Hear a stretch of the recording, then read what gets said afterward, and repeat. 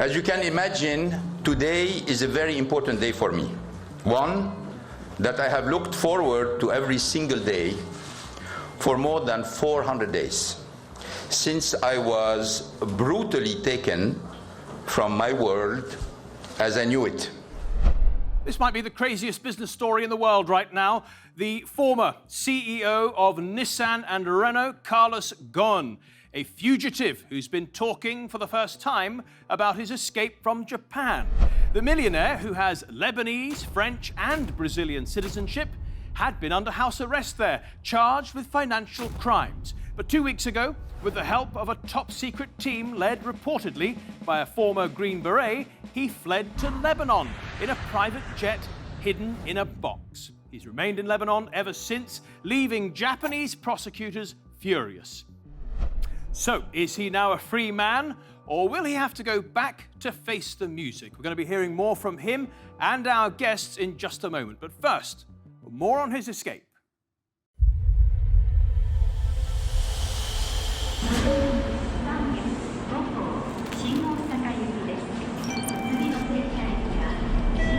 The ousted chairman of Nissan has fled Japan, where he was awaiting trial on financial misconduct charges. The former Renault-Nissan CEO left his Tokyo apartment alone, making his way towards the Osaka airport.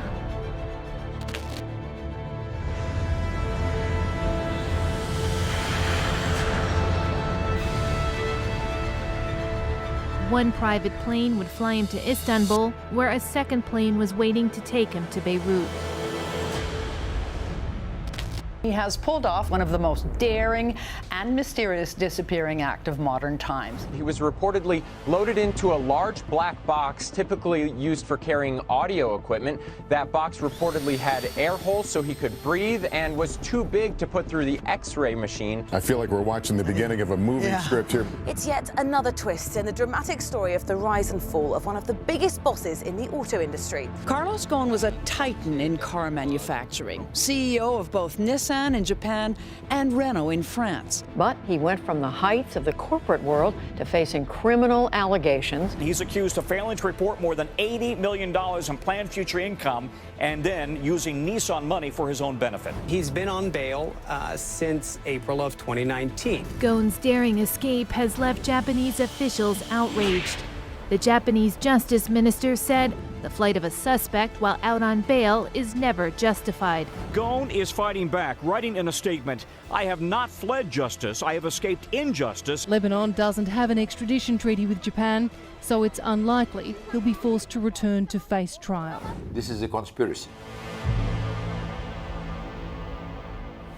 A conspiracy, that's what he's been saying all along. Let's bring in our panel now. And in Japan, we're joined by Rochelle Kopp.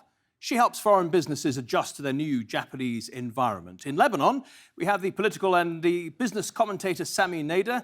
And finally, from New York, we have the auto industry expert Lauren Fix, who's actually met Carlos Ghosn a couple of times. Now, they've all been watching the press conference, which is still going on as we're recording. Let's just bring you up to speed with some of the things he said. Here he is describing the conditions he faced whilst in custody in the first few months of last year. I pleaded my innocence by I did so while constrained by handcuffs and bound by a leash around my waist, which was used to walk me into the courtroom. I was in the midst of being held indefinitely in solitary confinement after several failed attempts at bail. I had just spent the Christmas and New Year holiday alone and in confinement, and I hadn't spoken to or seen my family for 6 weeks. My only contact with them were letters shown to me by lawyers through a looking glass. I had spent the previous months being interrogated for up to 8 hours a day without any lawyers present, without an understanding of what exactly I was being accused of, without access to the evidence that justify this travesty against my human rights and dignity. Let's go to Lauren now, who's in New York. Remember, she's met him a couple of times already. Lauren, it's quite extraordinary for newcomers to this story to think that a man is wanted for financial crimes, allegedly, and he's been through this. It's unbelievable. It's obviously a cultural issue. There were some massive impasse from the Japanese culture. They did not want to merge with a French company. There was a lot of misunderstandings. And the only way to stop it was to make Carlos Ghosn basically the bad guy, the enemy. And they couldn't get rid of him. Firing him wouldn't do it. So they trumped up some charges as far as it sounds. And we'll find out as this unfolds. So that's his point of view. Unbelievable. Now, his point of view is that it's all a conspiracy by the other members of the Nissan board to get rid of him because he didn't work with their culture. But just explain what officially he's charged with in Japan.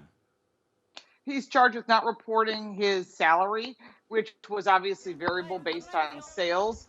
And also the fact that they felt that he was using apartments and homes that the company paid for, which they knew about because Greg Kelly, who's still in custody, who was a U.S. citizen, who was the lawyer at the time, knew about it, had disclosed it.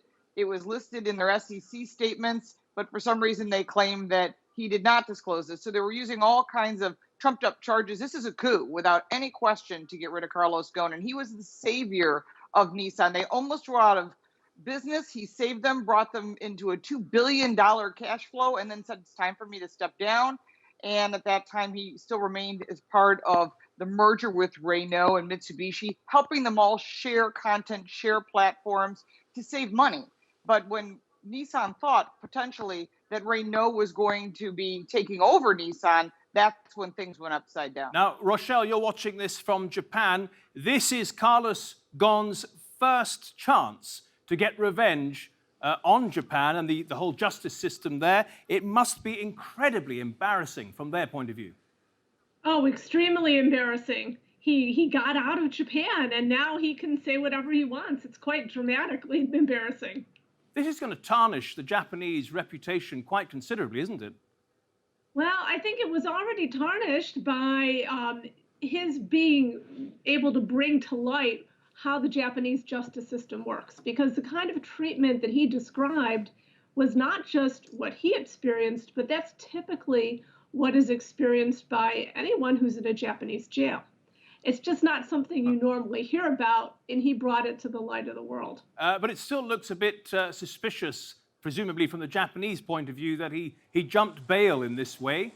Right, it definitely does. And so the view in Japan is, well, that's just proof that he was guilty and he was trying to get away from it. Sami Nader, you're in Beirut, where he is still speaking. Just explain why he fled to Lebanon, of all places. I think he explained it so clearly today, saying that here he's among supporters and friends. He can see his wife, he can see his kids, he can see his friends, he can use internet, he can have access to email, of all of which he was forbidden to have while in Japan. And there was one point that was very relevant in my view, that at no point Mr. Ghosn was saying, look, I'm totally innocent. He was insisting on saying, I want a fair trial, and the conditions of a fair trial are not ensured in Japan. And there is one basic human right for any person is to have a fast trial, and at best his trial would have started 5 years later. Now, clearly the Japanese want him back, and Interpol has issued a red notice. Is there any chance that the Lebanese will give him up to the Japanese? I don't think so, because there is no agreement between Lebanon and Japan, this mutual agreement of extradition. And this would create, I mean, a case or an international issue. And I don't think this is on the table. Even if he goes to France, the French officials said clearly, and this was repeated during the press conference today, that the French government would not extradite him. Now, Rochelle, just describe briefly for us what the Japanese press have said about the day he escaped. Well, evidently he was able to walk right out of his residence without the camera footage being observed because they were only checking it once a month. And he went to a hotel and he met with some of his collaborators.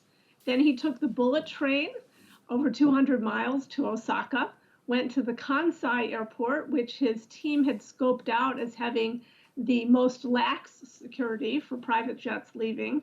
He was smuggled out in a music case, which was too large for the X-ray machine to scan, and so they didn't detect that he was in it, and took off and headed for Turkey. From Turkey to switch to Lebanon, or change planes for Lebanon. Yeah, I guess you get the justice you can afford.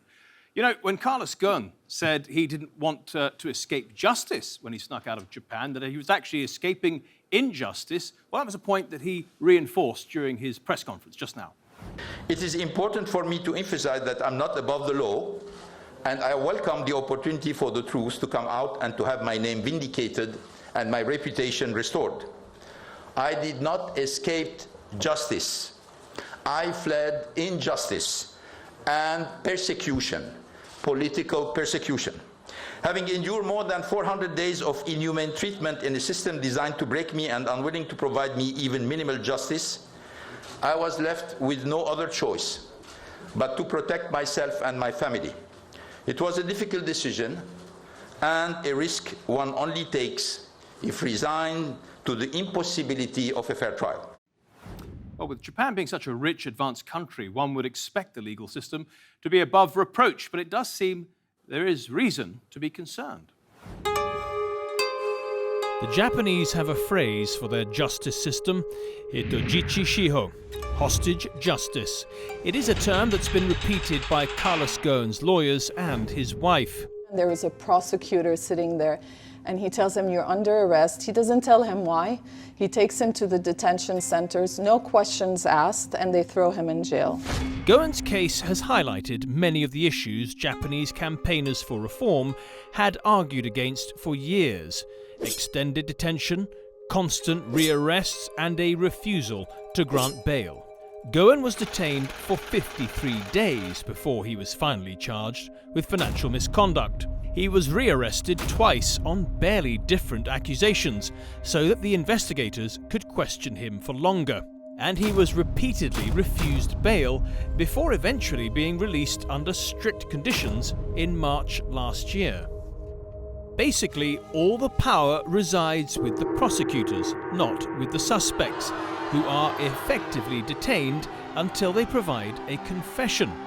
And that's what gives Japanese prosecutors their rather impressive 99% conviction rate. And here's his wife again, describing prison conditions. But he had the lights on all the time, day and night. They took his watch away, so they wanted to disorient him, and it was like a kind of an emotional and mental abuse. But just as Ghosn's celebrity raised the issue of Japan's tough justice system, his escape makes it even less likely that suspects will be shown leniency in the future, with former prosecutors saying the country has gone soft. Back to Lauren in New York now. From a Western perspective, Lauren, when they look at, when the top executives around the world look at what's been going on with Carlos Ghosn, how much does his case affect their calculations in whether or not they should do business there or even work there? Oh, I'm sure that it makes a huge impact if you're an American citizen there, what you've done. If someone at a CEO level doesn't like what you've done, they can easily accuse you of doing something you didn't do. In the past, we've all thought very highly of Japan. But I did notice that Carlos Ghosn did throw a barb at Japan by using the term Pearl Harbor, which is a huge embarrassment. And it was personally stated, so that's how he felt. But I'm sure this is going to impact other companies that are on a global basis, whether they're going to do business in Japan. And on another note that's not being addressed at all, the impact to the auto industry is huge. There are a lot of Japanese car companies here in the U.S. We have Mazda and Honda and Toyota. And don't you worry, their executives that are not Japanese are also watching this very carefully, because this is a concern anyone doing business, that if they're having this hostage justice, you're just guilty till they feel like they've got a confession. And that's not how we operate here in the US. So this is a huge shock for Americans. This is the conversation is more the legal system that's going on in Japan and the impact to business there. I'm not sure how it's going to impact their global business, but I know this is impacting the auto industry for sure. Rochelle, how does Japan now go about restoring confidence in the eyes of the rest of the world? That's going to be a tricky one. I mean, ideally, they would be changing how the justice system works to make it more in line with international standards. I think that's unlikely, but that's what they should be doing. Sammy, when people in Lebanon hear about Carlos Ghosn's treatment in Japan, are they largely sympathetic? Yes, by far they are sympathetic. I mean, from day one, the Lebanese, at one point, you could see billboard on the street denouncing the way Mr. Ghosn was treated in Japan, not granted the basic rights of defending himself, of fast trial. And this question of presumption of guilt is totally unaccepted, neither in Lebanon nor in Europe. So plus the fact that Mr. Ghosn is well perceived by the Lebanese because he is a fighter, is a successful man who make it by himself. He's a self-made man, even a self-made tycoon. This is why, I mean, he can rely on a large support of the Lebanese population. He counts here friends and even a member of his family. And this is very important. And we could see during the press conference how much he played on this side of the case, the importance of being surrounded by friends and his right to see his family, his kids and his wife. He was saying that he only saw his wife for 2 hours during all these days, 400 or 500 days of arrest, and which was very emotional. They all endured unimaginable pain. They learned of my arrest and solitary confinement through the media. They were barred from seeing me or even speaking to me for months. They were targeted by relentless, shameless, baseless media attacks orchestrated by Japanese prosecutors, Nissan executives, and unfortunately many accomplices. Well, to be fair, here's Japan's justice minister defending the country's system. Our country's criminal justice system sets out appropriate procedures to clarify the truth of cases and is administered appropriately while guaranteeing basic individual human rights. The flight by a defendant on bail is unjustifiable. Back to Lauren for a second. Lauren, somebody made the point to me earlier that it's just possible everybody has got what they want out of this situation. The Japanese have pushed him out.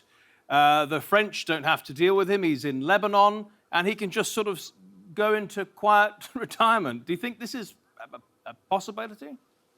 Well, the Japanese will never let this case go. They've made the accusation on a global basis. It hasn't been something that was quiet and kept out of the presses. And now that it's in the press, this story is not going away. Although they did get what they wanted, the merger did not happen with Renault. And what's very interesting is Fiat Chrysler was supposed to take over and be part of this group, and it would have helped all the companies. And even Carlos Ghosn stated this was a disaster. So overall, the egg is on the face of Nissan. I'm not sure how it's going to impact them financially, but it's going to impact their stock. It's going to impact their sales. How much has the Nissan share price dropped since Carlos Ghosn was arrested? Well, depending on the day this airs, it will make a big difference, but it's dropped quite a few dollars. I'm not sure the exact specific cents, but I can tell you that the sales are down over 87%, and profits are down over 98%. Wow. And when they make $10,000 in every single car on average, just start doing the math, and you can see this has been a massive impact in a negative way to Nissan corporate, and it could be a detriment to the brand as a whole. We've been told, as I've been told by insiders, the house isn't on fire yet. It's smoldering. They're not hiring anyone. There's nobody traveling. All travel has been stopped. There are no press events. Everything has been dropped to zero. They're cutting back and trying to reserve funds. They've put out some new product. They're going to promote that, but believe me, there's massive cutbacks and a lot of people have left. Rochelle, we don't know, of course, if he's innocent or guilty of the charges against him, but we do know that he rubbed a lot of people up the wrong way in Japan. What did he do wrong? Well, what happened was, he talked about this in the press conference too. He was the subject of much adulation for many years. And in some ways, it kind of went to his head, and he became out of touch with how the rank and file in Nissan felt about him. There was a growing resentment for his high-spending ways and things like parties at Versailles and making lots of money, more money than other executives at Nissan. And so there was a resentment, and that he wasn't aware of that I think was part of what fueled what happened. Yeah, you say they put him up on a pedestal. They did lionize him. They even made a comic book about him. Let's just have a quick look at that. Matsuyama factory is to close. Matsuyama to close? What? What did he say? What will become of the more than 2,500 staff? This is totally unacceptable. Right now, Nissan is like a ship on fire. If we don't put out the hold fire now, this ship will go down with all hands. We and everyone must do whatever it takes. All employees must work together to get us out of this situation. A car runs not only by performance and economy, it also needs a style which responds to the driver's feeling. Original staff could not achieve that. It needed outside talent brought in to renew the company. He went from COO to company president at the shareholder general meeting on 20th of June 2000. Ghosn, do you know that you are called the Destroyer? I knew I was called 7-Eleven, but I didn't know about Destroyer.